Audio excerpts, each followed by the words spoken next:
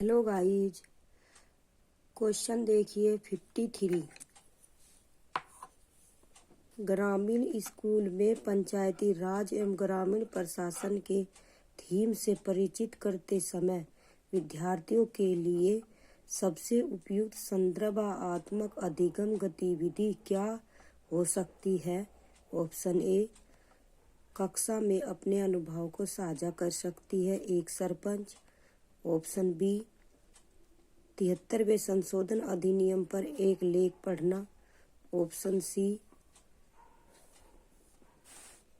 राज्य पर एक वृत्त चित्र देखना।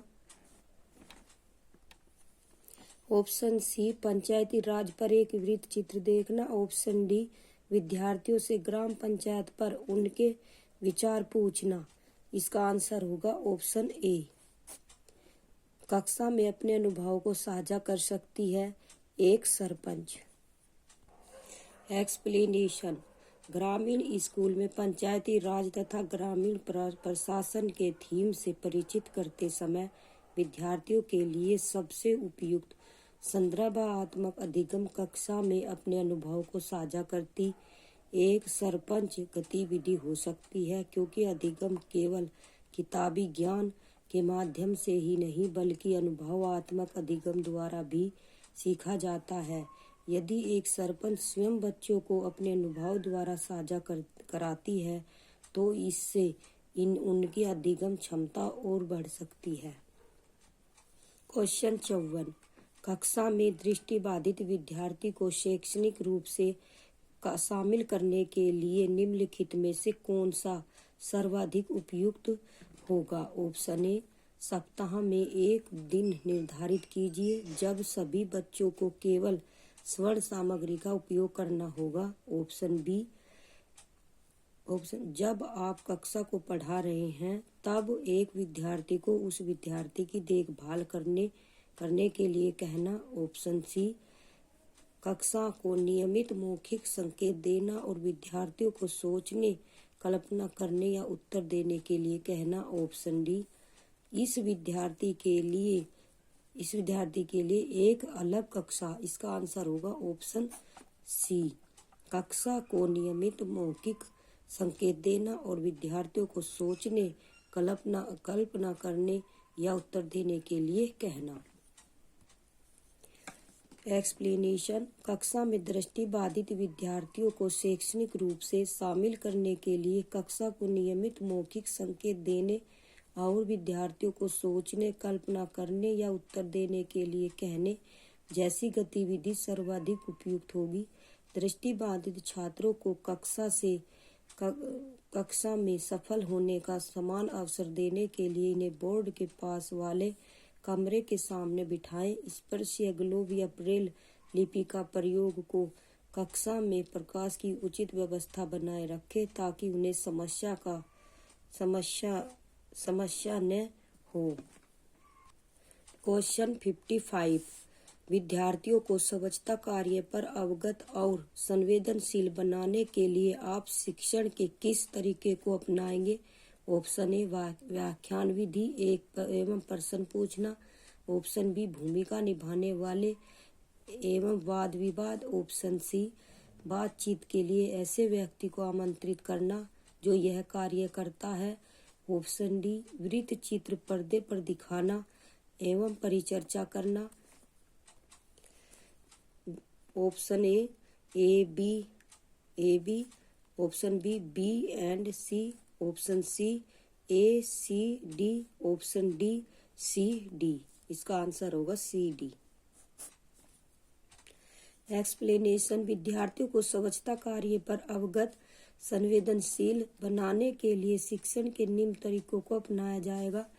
बातचीत के लिए ऐसे व्यक्ति को आमंत्रित करना जो यह कार्य करता है। वृत्त चित्र पर्दे पर दिखाना एवं चर्चा करना। बच्चों को उचित हाथ धोने की प्रथाओं का पालन करने के लिए प्रोत्साहित करना। संगीत, नाटक और स्वच्छता पखवाड़ा अभियान के जरिए लोगों को स्वच्छता के प्रति अवगत कराना। क्वेश्चन 56। भारतीय राष्ट्रीय आंदोलन के नेतृत्व कार्य को पढ़ाते हुए एक शिक्षक को सिर्फ पाठ्य पुस्तकों में वर्णित नामों की चर्चा करनी चाहिए। ऑप्शन बी, छात्रों में नेताओं के प्रति निराशा पैदा करनी चाहिए। ऑप्शन सी, सभी नेताओं के योगदान का गुणगान करना चाहिए। ऑप्शन डी, स्थानीय नेताओं के प्रासंगिक उदाहरण देना चाहिए। इसका आंसर होगा ऑप्शन डी, स्थानीय नेताओं के प्रासंगिक उदाहरण देना चाहिए। भारतीय राष्ट्रीय आंदोलन के नेतृत्व कार्यों को पढ़ाते हुए एक शिक्षक को स्थानीय नेताओं के प्रासंगिक उदाहरण देना चाहिए ताकि बच्चे उनकी कार्य कुशलता को समझ सके। एक राष्ट्रवादी आंदोलन राजनीतिक व सांस्कृतिक या दोनों हो सकता है। यह दोनों की पूर्ण व्याख्या स्थानीय नेताओं द्वारा ही समझा जा सकता है क्योंकि वह इन दोनों चीजों से गुजर चुके हैं। वह अपने अनुभव के माध्यम से भारतीय राष्ट्रीय आंदोलन के बारे में समझते हैं। इसलिए शिक्षक ऐसे नेतृत्व कार्यों के उदाहरण का उपयोग करता है। क्वेश्चन 57, समानता को बढ़ाने में प्रोत्साहित निम्न में से कौन से तरीके कक्षा में समानता को बढ़ाने व प्रोत्साहित करने में जरूरी हैं। ऑप्शन ए, समावेशित माहौल स्थापित करना। ऑप्शन बी, अधिगम शैलियों और अक्षमताओं को समायोजित कर लेना। ऑप्शन ए केवल ए, ऑप्शन बी केवल बी, ऑप्शन सी ए और बी दोनों। इसका आंसर होगा ऑप्शन सी। समावेशित माहौल स्थापित करने में अधिगम शैलियों और अक्षमताओं को समायोजित करके कक्षा में समानता को बढ़ाने व प्रोत्साहित करने में मदद मिलती है। शिक्षा में समानता का अर्थ है कि सभी विद्यार्थियों को समान पहुंच तथा जाति, वर्ग, प्रदेश, धर्म, लिंग, अक्षमता आदि के भेदभाव के बिना समान अवसरों की प्राप्ति हो। इसी समानता को बढ़ावा देने के लिए समावेशी शिक्षा का प्रावधान दिया गया है। इस शिक्षा में हर प्रकार के छात्र छात्राएं बिना असमानता के समान शैक्षिक अवसर प्राप्त करती हैं। क्वेश्चन 58, स्वास्थ्य में सरकार की भूमिका पढ़ाने के लिए निम्न में से कौन सा चित्र चर्चा शुरू करने के लिए उपयुक्त होगा। ऑप्शन ए, सरकारी अस्पताल का एक दृश्य। ऑप्शन बी, एक मोहल्ले के साफ सफाई की स्थिति।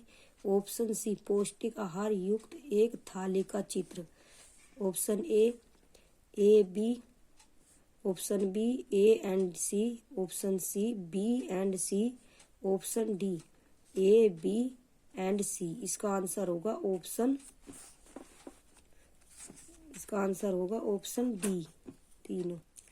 स्वास्थ्य में सरकार की भूमिका पढ़ाने के लिए सरकारी अस्पताल का दृश्य, एक मोहल्ले के साफ सफाई की स्थिति और पौष्टिक आहार युक्त एक थाली का चित्र चर्चा शुरू करने के लिए उपयुक्त होगा क्योंकि बच्चों की सामाजिक पृष्ठभूमि को शिक्षण अधिगम प्रक्रिया में सचित्र चर्चा करने से बच्चे सहज रूप से एवं रुचिपूर्ण सीखते हैं।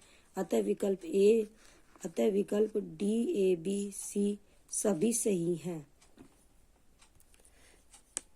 क्वेश्चन 59, भूगोल एक ऐसी विद्या विशेष है जो मनुष्य और उसके वातावरण के बीच के संवाद का अध्ययन करता है। उपरोक्त कथन के लिए निम्नलिखित व्यक्तियों में से कौन सी वेद है। ऑप्शन ए, कथन व्याकरणिक रूप से गलत है। ऑप्शन बी, कथन लैंगिक भेदभावपूर्ण है। ऑप्शन सी, कथन परिपूर्ण है।